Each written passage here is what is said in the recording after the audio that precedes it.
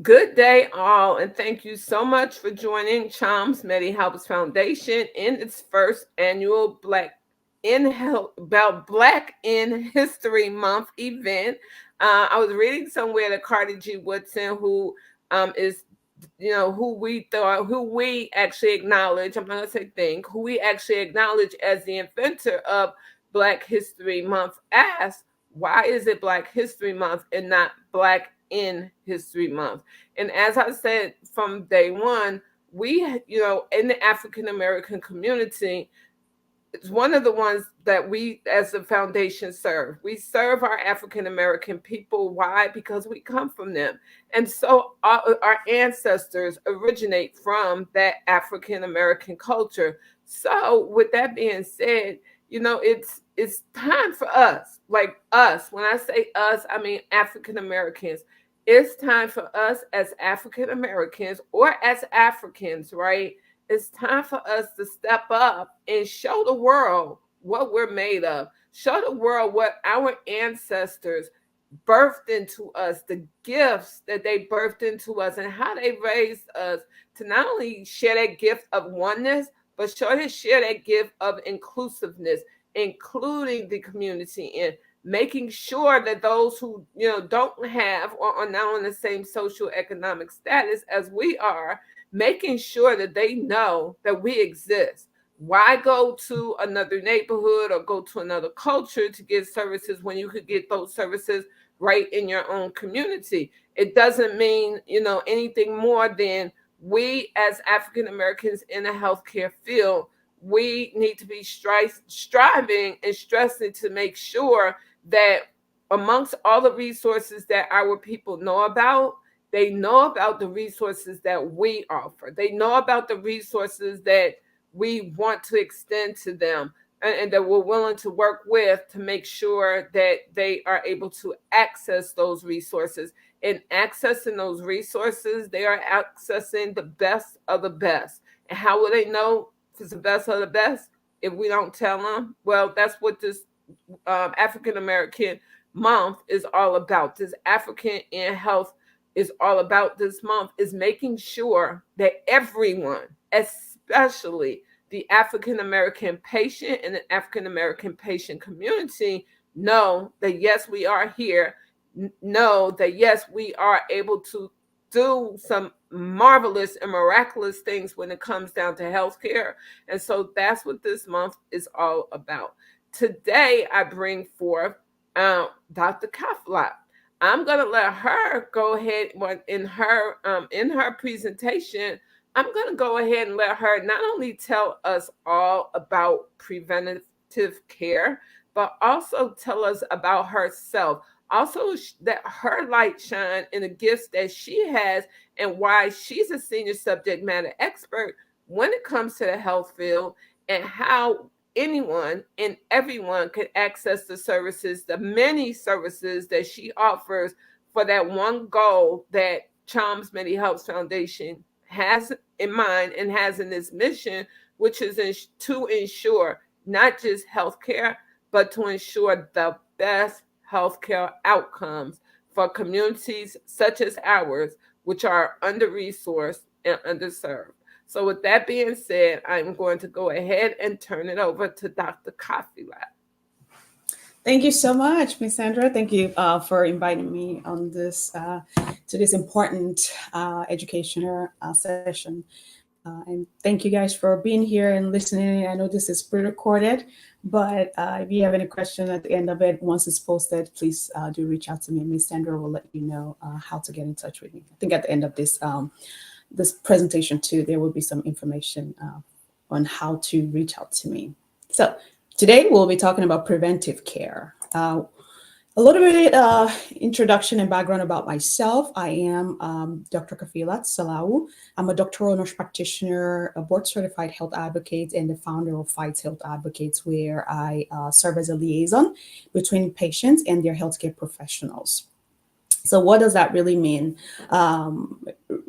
I don't know if you guys have ever been to a doctor's office or a provider office where you just feel like people are been admitted in the hospital and you just feel like people are just coming and going, nurses are coming and going. physicians are in and out, and you don't truly understand what your diagnoses are, you don't understand what your treatment plans are, and things like that. So that's where I come in. And my background is I've had quite a diverse background professionally within the hospital, in the community setting as well. But my experience as a patient, caregiver, community educator, and my expertise as a family nurse practitioner in hematology oncology, which is basically cancer and blood disorder nurse practitioner, has significantly informed the kind of care that I provide and the kind of advocacy that I charm within the healthcare space. I got into this space basically because of my own family members' experience. My younger brother, decades ago, had some significant health challenges, and I watched my mother and my father go back and forth doctors' offices without. They had questions. They had some questions that at that age I thought were good questions, but they didn't get the right answer to their questions, and it was a lot. There were a lot of challenges with them communicating with their healthcare professionals. I knew right there and then that I wanted to be a healthcare provider. Would that be a doctor? Would that be a nurse practitioner? Of course, I didn't figure it out. I was about 6, 7 years old at that point. But thankfully, I've had my own journey, and I'm still passionate about healthcare, and I'm passionate about helping people find the right care and helping them achieve the best outcome, especially our people or underserved population. Enough about me. So, learning objectives for today: educate. My plan is to hopefully educate you on the importance of preventive care, especially within our community. Increase awareness of the roles of independent health advocates, and explore significance of preventive care. How being focusing on preventative health care can hopefully lead to a healthier and happier lives for you and then for the community. So we talked about preventive care. What really is that, right? It involves a lot of measures to prevent illness or prevent complication at an earlier stage. It includes not it's not limited to, but it can be. It kind of encompasses vaccinations, screenings, regular checkups, and lifestyle modifications. So when I say lifestyle modifications, what are we talking about? Eating right, right? Not smoking, exercising, things like that. Being able to be proactive about your own care and really staying focused on or enlightening yourself about your family history, your background. What, say, for example, your parents were diagnosed with hypertension or diabetes around the age of 40. What are you supposed to be doing if you are in your 30s or in your 20s to hopefully prevent things like that, diagnoses like that from happening to you or you getting the same diagnosis? Um, so, the impact of preventive healthcare. Our goal is to improve our quality of life, right? And how do we do that? We improve our quality of life by really looking into risk factors. I gave an example of hypertension and diabetes earlier. Is that something genetic, or is that something that you could certainly modify? When I say genetic, is it something that you don't have control over? Or is the diagnosis of hypertension or diabetes something that you did or you could improve on to hopefully offset that diagnosis? Now, what am I talking about when I said that? A lot of us eat however way we want just because we enjoy food. It brings us joy, it brings us happiness. But does that mean that we should kind of go rogue about it? No. I love chocolate, I love good food, but moderation is the key, right? We all know that eating too much carbs, especially simple carbohydrates, does not help us especially if you have a diagnosis of diabetes. So kind of cutting back on that. Soda, sweets, things like that you want to cut back on significantly. Exercising, very, very important. Preventive healthcare can also kind of help you prevent or cut down on medical debts. So what are we talking about? For example, somebody who has a high chance of developing diabetes or hypertension. When you have those diagnoses, then maybe a decade later, at some point, that's going to increase your risk of developing like kidney disease, heart disease. Uh, so you being more aware and more cognizant of your health could hopefully prevent complications like that in the future. Longevity, right? Regular screenings, again, being more advocating for yourself, learning tricks, and being aware of how to advocate for yourself.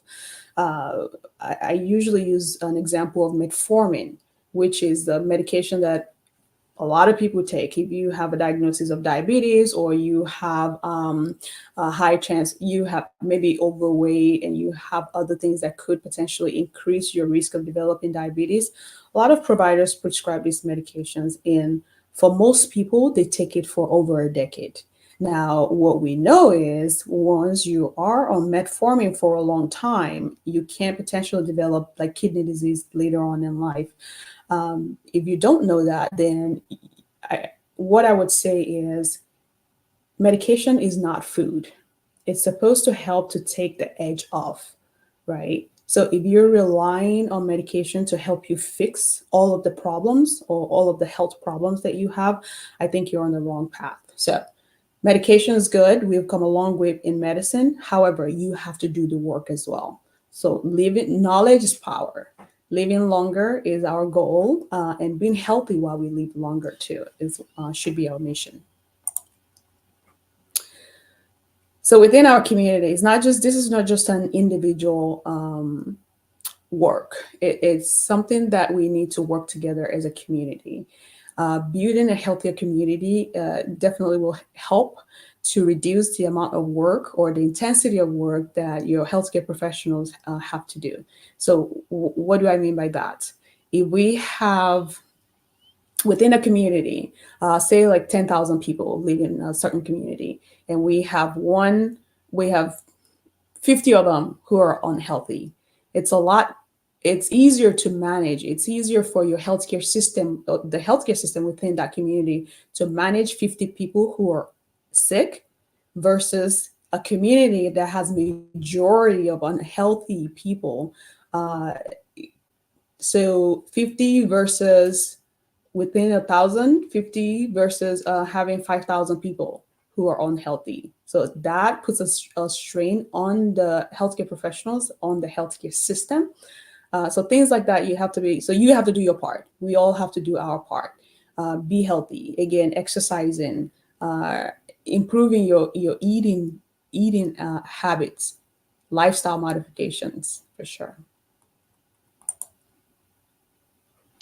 So, I put this on because I'd like to kind of dial back a little bit. A lot of us have healthcare professionals that are not our ally.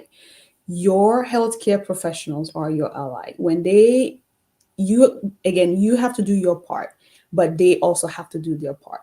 If you don't trust your healthcare professionals, then how can you collaborate on your health? It is your healthcare. You matter. You have to speak up for yourself. So let's give an example for this particular one. If you have a if your healthcare professional asks you a simple question such as, "Do you drink alcohol?" and you feel like you have to lie to them, then that's not a good relationship. Um, if you feel like you have to lie, then there's some you already know you're doing something wrong.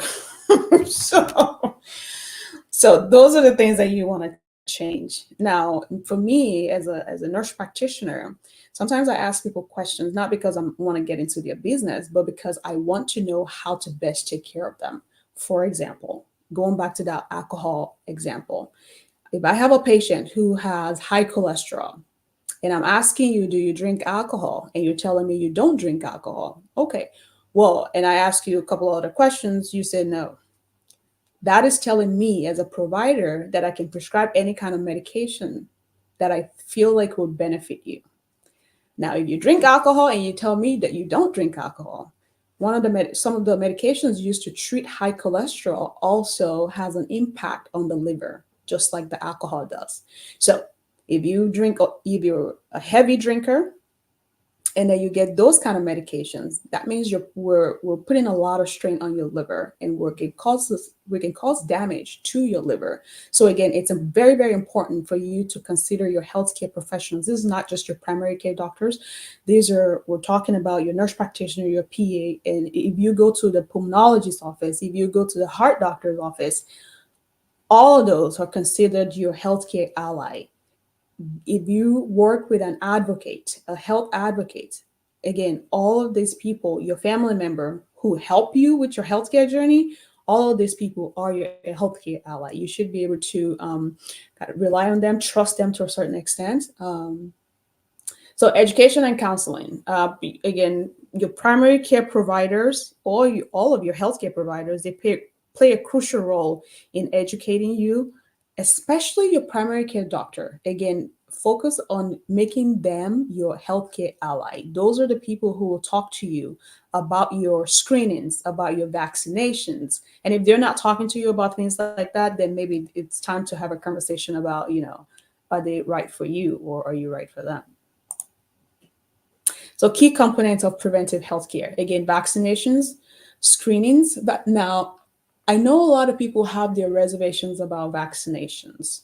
Um, I'm not gonna say you have to get vaccinated, but I do want to talk about the importance of vaccination. Again, the community, it's not just about us, it's also our community as a whole. What are we doing to improve the health of our community? What are we doing to improve our health, right? Screenings. Are you up to date on your colonoscopy? Are you up to date on your so for somebody who has immunosuppression, such as lupus, right? Or currently is battling cancer, have you had your pneumonia vaccines? When was the last time you had your cholesterol checked? Yeah, we feel well, but you feeling good doesn't mean that everything is all good. You have to get your kidneys checked. You have to get your again your annual screening, blood pressure, your blood sugar levels, things like that. Healthy lifestyle, living a healthy lifestyle. I'm encouraging you to exercise regularly. How much exercise do we really have to do? I know a lot of people talk about exercise. The current recommendation is about 30 minutes most days of the week. Vigorous exercise, 30 minutes. Now, I know some people can't walk a lot or can't do vigorous activity. If you're somebody who is very limited in what you can do, it doesn't have to be a marathon. You can do stuff like anything that's going to really jumpstart your heart rate, anything that's going to make your heart beat a little bit faster than your baseline. That could be considered an exercise. So I want you to talk to your providers, and that could be something as easy as grabbing a water bottle or like a filled cup and raising it up, up and down. For some people, that's a form of exercise because it increases their heart rate. So it doesn't have to be, you don't have to go to the gym to make that. Regular checkups. Again, if you have blood in your stool, you need to talk to your providers and make sure that you're getting screened. If you're having frequent headaches, symptoms that is not usual for you, that is not considered normal for you, you need to be talking to your healthcare providers about them, right? Again, education, knowledge is power. Knowing your background, knowing your own health, what's normal for you and what's not normal for you. Now, when I say what's normal for you may still be abnormal, symptoms. So again, it's important for you to be honest with yourself and also be honest with your professionals.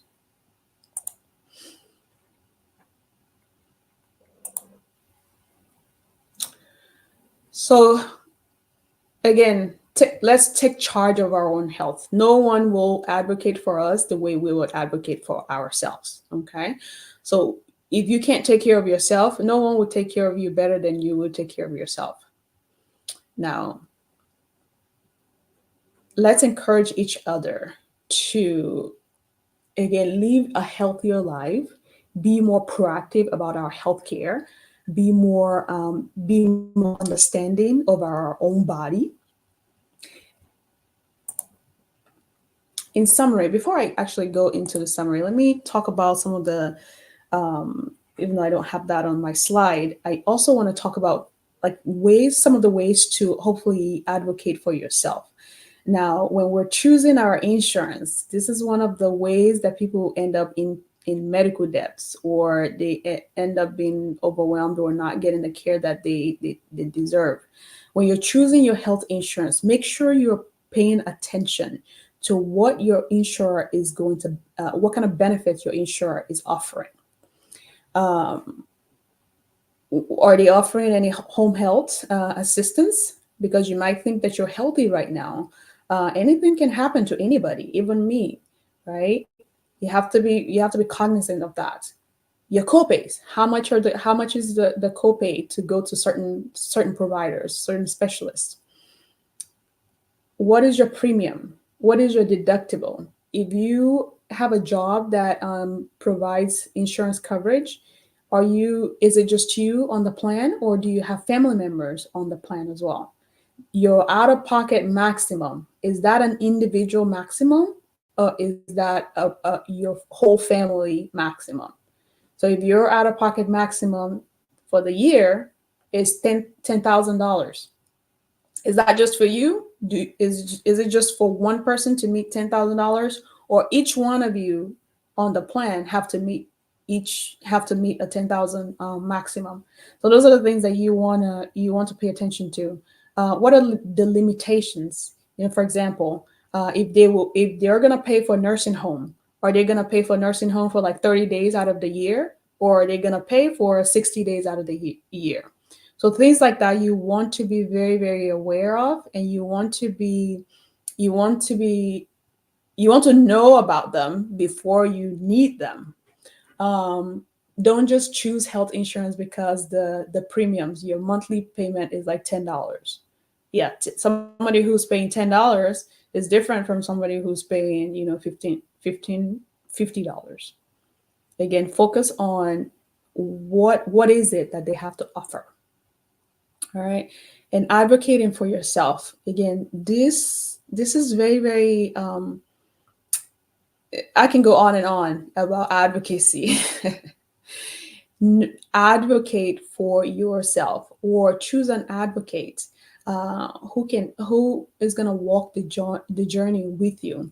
So for me, as an independent health advocate, part of what I do is I educate patients, right, on like their diagnosis. For example, I had a client the other day who recently got diagnosed with fatty liver. Now, the provider just told her she has fatty liver. Okay, so she started Googling. A friend of hers told her to reach out to me. So what we did is I went ahead and explained to her what that is, what fatty liver is, um, how can we manage it, the complications that could result as a result of that could happen as a result of the diagnosis of fatty liver. How can we prevent those kind of complications? So things like that, an independent health advocate can help with. I also help with care coordination, or like emergency.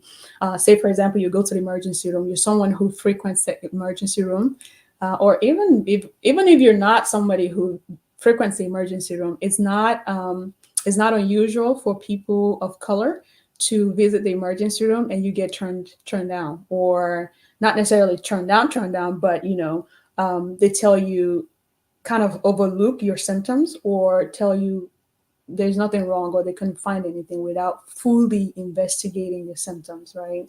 So things like that, you want to make sure that you're standing up for yourself, or at least have somebody who's going to stand up for you. Okay. Do you have any questions so far, Miss Sandra? Yeah, as I'm sitting here listening, I'm hearing it over. There's like three or four things. So I'll start with the first thing. As I'm sitting here listening, I'm hearing from you what I've heard, and what the patients and what the community overall who is watching these videos and taking in the information that is being spoken is this: we have to do better. Mm-hmm. We each of us has a stake in our healthcare.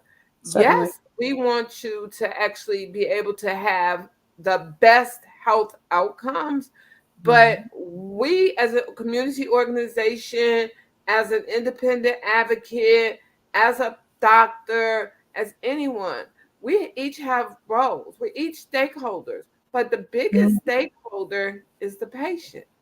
The biggest Absolutely. stakeholder and the biggest factor in all of this is the patient. So as a patient, you have to be invested in yourself. You only get one life. And as much as people have, like I said, the speakers have each said in their own way, they've said the same thing. Patients, we got to do better. We can't, and us as healthcare professionals, what we can't do is we can't sit back and hold the gift that we have, the knowledge that we have in reference to healthcare. We Mhm. can't sit and hold it back and say, well, I'm only going to give it to this, or I'm only going to give it to this person. We've got to actually all get on board and help each other. We've got to stop waiting for the healthcare hero to come save the day, come make changes, Mhm. because it's not going to happen. And so I've heard that today from you as well, Dr. Keefe. We have to, right? We got to do that personal Have to. commitment. We, as Mhm. whatever role we're in, we got to do that personal commitment. Mhm. And for healthcare providers, it's helpful to actually do that personal commitment with the patient and say to yourself, okay, I'm personally committed to getting my patient the best health outcome they can have. How do I do Absolutely. Mhm. right? Let Mhm. me start by doing, by getting a plan together for your Mhm. patient. And no patient is the same. So we're Yep. going to need we're going to need individual plans, but find a Absolutely. way to figure that out. I mean, I know that, okay, you like Sandra, you talking, but you don't understand. We don't have time to do all that. So you go back to my point number two, which is what you brought up, which is patience. Know your health care. Know your health. Know your family's health. I Mhm. brought to you earlier, day one, I brought to you Renee Patterson, who has a program. It's a digital program. It's online, and you could go in, you could put your information in there. You'll always have it. It's in the cloud. I've created a personal health planner and journal, which you can keep your information in. You can keep your pay, you keep your information. You can keep your family's information in, because knowing your family's health is very, very important to knowing your own health, right, Mhm. Dr. Kaplan? It's really Absolutely. important that you know what your family health is. And Mhm. you might be looking and saying, but Sandra, I was adopted. As I so often tell people that tell me that, when I say know your family history, and they say, well, I was adopted, so I really don't know what my family history is. You do, because your cultural history Yep. actually is a leadway into what you might be prone to. So when you have these symptoms and you have these signs, when you're going through preventative care or whatever other care you're going through, stop and think and say, what is in my culture? I'm Mhm. adopted, but what's in my culture? What I mean, that's how you actually really have to look at it. And looking at it in that way allows you to build up your personal commitment to taking care of yourself. Once you gone, you gone. You're That's it. gone. You Just you one can't. life. Right. You can no longer say, I didn't know, because Mhm. I'm sitting here as one person individual with my foundation. Dr. Kafala has another foundation. Renee has another foundation. You're going to hear, this is day 6. You're going to hear 24 other resources that you can reach out to. And each of them have a personal commitment. And I know they have a personal commitment to making sure that all patients are taken care of. But particularly for this month, we're focusing in on the African American community and what resources are out there and where people can go get those resources, because this information, they're giving it to you from their hearts. They're not charging you for it. They could be charging you thousands of dollars to get this information that you're not getting. because no one's talking to you. We're talking to you this month. We're sharing this information with you. We want you to take and share it with others in reference to that, because once again, that goes into your personal commitment. Take the Absolutely. time. Healthcare is no longer healthcare. Healthcare is a business. It's been a business for the past 20 some years, right? We got to get over saying the doctor don't have time for me, because Mhm. technically no business really has time for you. They have Yep. time for your money, but they really Mhm. don't have time to concentrate on you. So what Right. do? You need to be going to the doctor's office prepared. You need to be talking, like Dr. Cafelet said, you need to be advocating for yourself. You need to be bringing that to the table. You need to be saying what it is you need. Dr. Right. Kafalat brought up another very valid point. When you go to the doctor and your doctor isn't asking you common questions like, well, how are you doing? What's going on? Are you exercising? How you eating? Points like that. When they're not asking you those questions to bring that out of you, you really need to be sitting down and saying to yourself, is this the medical provider that I need? Mhm.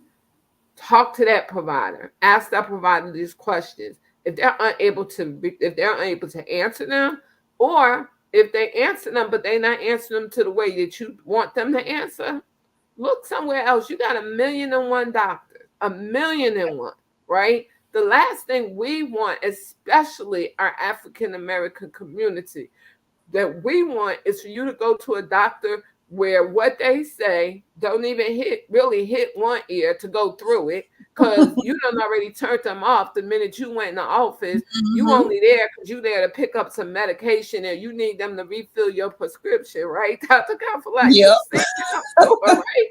To pick up a prescription, but you Yeah. know the minute you leave there, out of sight is out of mind. So you ain't gonna Mhm. listen. Who that hurting? That's not hurting the doctor. That's not hurting anybody Exactly. on that medical team.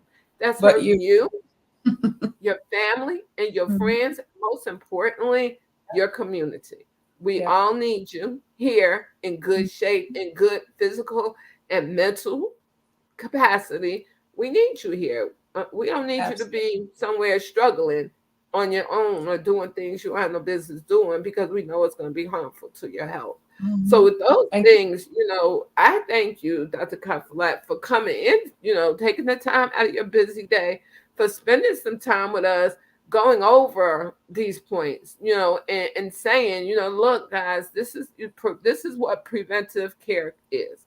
Here are some steps that you need to be taking. This is what we really need to be concentrating in on. We want everybody to, get not just better health care or better health outcomes. We need to have you getting the best health outcomes. And That. this is how you do it. These are the steps you need to take in order to get there, especially when it comes to preventive health care. And we all need preventive health care. To me, Dr. Kafalat, and tell me if I'm wrong, right? Preventive health care to me, and I'm a big component, I'm a big, big, big person on this, is, in other words, it's called proactively taking care of your health, right? Absolutely. Yep. Boy, Proactively, because it's a lot easier to it's a lot easier to prevent than to fix, right? Prevent problems exactly, from happening, than exactly. fixing it after I'm after. like, And a lot of things that I find with our community too, over the course of the years in my practice, is that you know we we leave our health. I'm not saying don't trust your providers, but it is your health. It's your life, right? And then we hand it over. They prescribe us metformin. They prescribe us all this other medication. Now, there's some medications that don't work as well in African Americans compared to other race, right? So if they're prescribing you medications that does not work for your race or for your ethnicity, and you're taking it, you go back 3 months later, and your blood pressure is still elevated, and then they add another medication on top of that. Whereas if you had advocated for yourself, I know your provider should know this, but trust me, they have a whole lot of patients to look out for. You are you. You matter. So things like that, you want to be on the you just want to be on the forefront for it. Again, it's your health, it's your life. You have to know how to advocate for yourself. And if you don't know how, please learn. Learn, learn, Okay, learn, before it's too late. learn, Take learn, that learn. take that proactive step before it's too late. Because once you gone, you gone. Once you gone, you can't come back and say, "Hey, Mhm. you know what? I should have did this, or I could have did this." You can't come back and say that because it's too late. And the final thing I want to actually add, which is really important, that we continue to hammer this home as we continue to go through the month, is this: be transparent with your Mhm. medical providers. This goes to all patients. If you're a caregiver, if you go into the doctor with somebody, whatever, if that central focus is on the patient, getting that patient better. But if you have information that you know that the doctor needs to know, that the clinician needs to know, Mhm. whoever it is that they're seeking medical treatment from, that they need to know.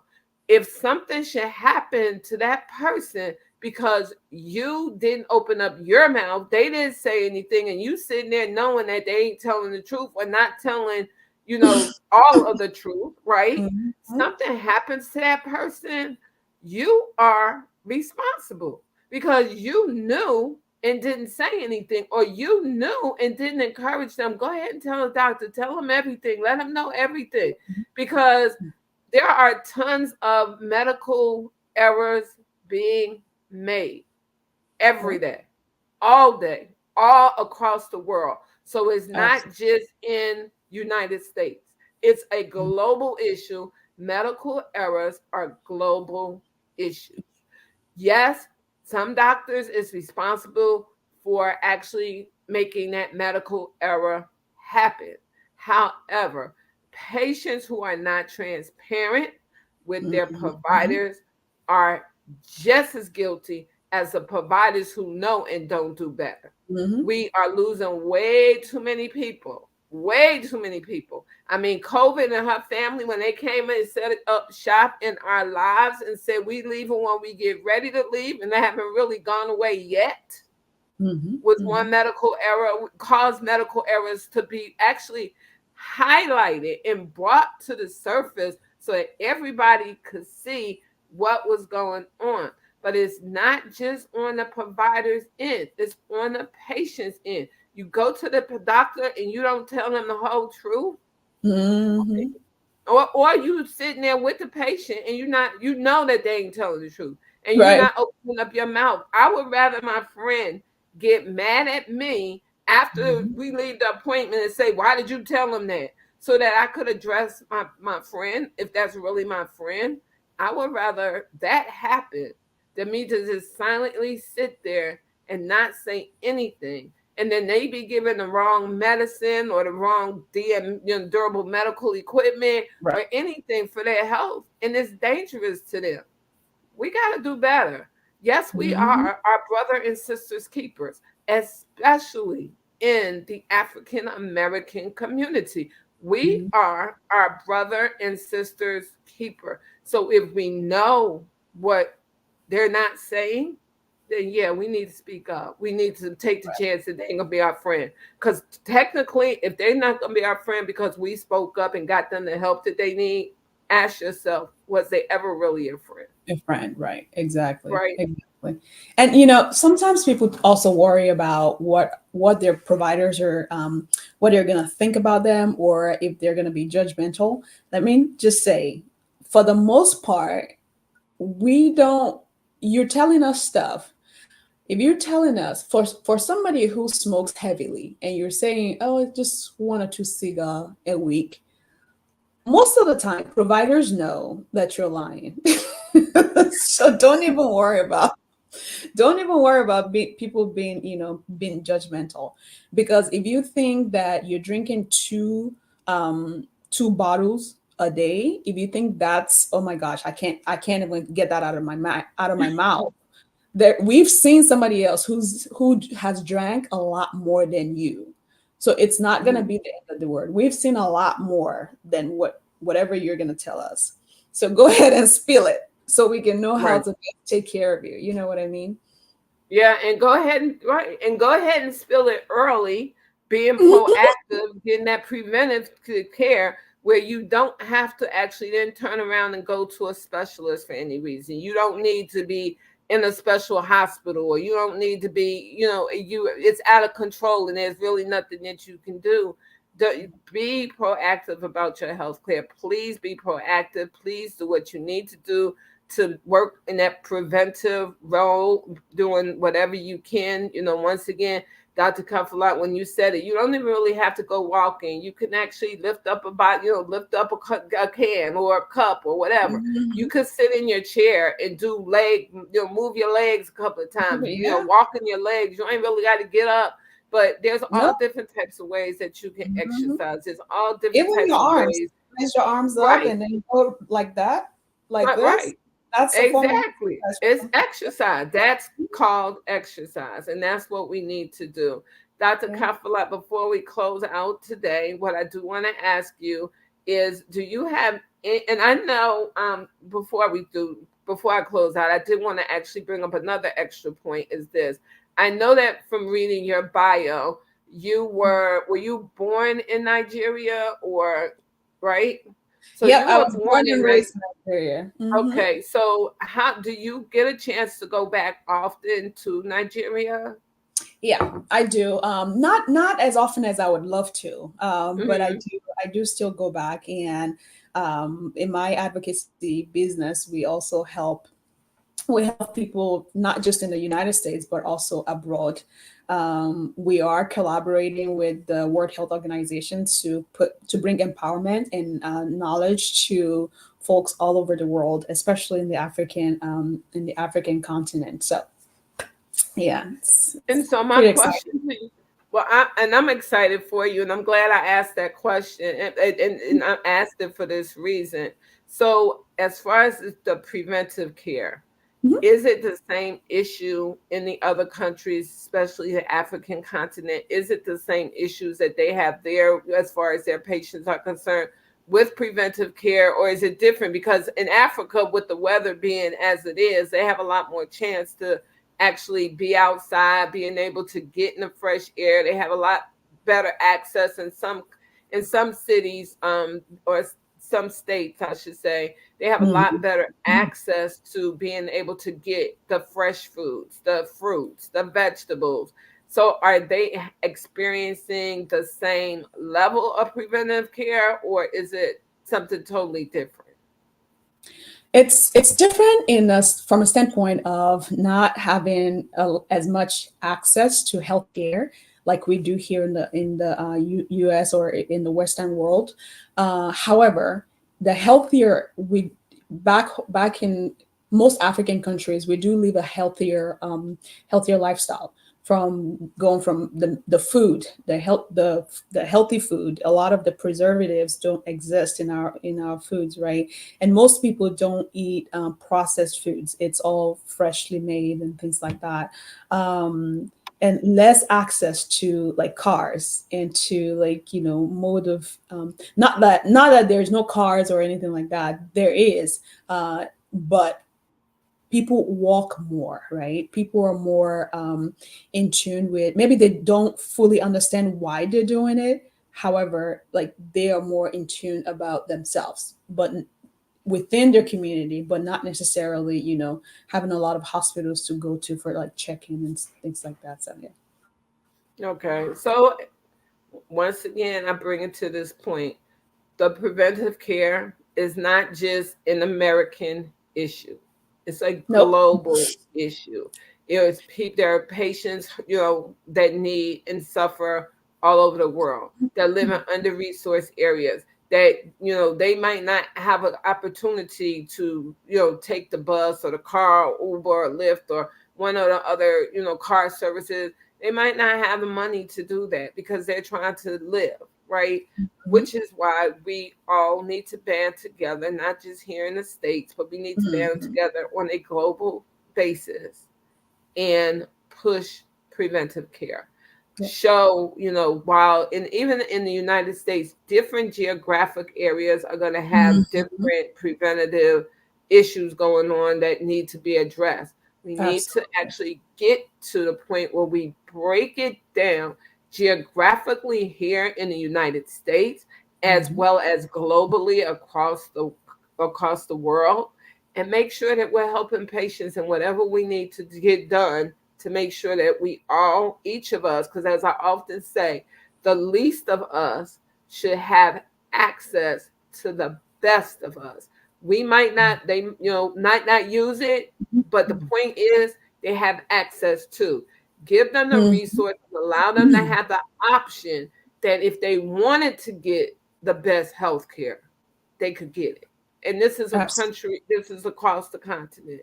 So with that Mhm. being said, and thank you so much for addressing that and bringing up Absolutely. the My pleasure. information with reference to the work that you're doing with the World Health Organization to actually see, be there, make that difference. Not just talk the talk, but Right. talk and walk at the same time so that patients across the country can stop actually, just not having, just continue being under resourced Yeah. and vulnerable and all the negative words that actually impact our community. We Mhm. thank you so much for all of the work that you're doing. With Thank you. that being said, is there any final takeaway point that you would like to leave us all with? Remember that you matter. You are beautiful. You are awesome. You are you're better than what the world think that you are. The limitations that the world has put on us is not who we are. We're beyond that. You can achieve anything that you set your mind to, whether it's health goal, whether it's, financial goal, whatever it is, you can do it. You can do it. You can do it. Don't let the world tell you otherwise. You're awesome. You're perfect the way you are. So just, keep going, keep striving. We're gonna meet at the top. And for I want to point out that my social media handle, I do offer some. I post different health contents. I post Monday through Friday. So if you want to catch any one of those, follow me on Instagram. I'm on Facebook. Yeah, learn how to advocate for yourself. Learn some things, one or two things. I promise you learn one or two things if you visit my page. So. Uh, Last month, January, we went over, cervical cancer screenings and what to do to prevent it, to catch it early. So again, you're gonna always find something to learn about. So advocate for yourself, empower I yourself. attest to the fact that you're always going to learn something from Dr. Kafalat's Fides page. You will always, she's always Thank putting you. something out there because she's has that passion within her to make a difference. So she Thank you. puts that information out there. She says Facebook and Instagram, but she forgot to mention LinkedIn because she is also she is also on LinkedIn, and I'm I'm waiting for noisy, her y'all. to look. That's a lot. I'm waiting for you to hit TikTok to bring it all the way live. I'm waiting for you to hit TikTok. I'm sure you're gonna be there because I'm sure that's on your list of okay, I got all of these. I need to get this.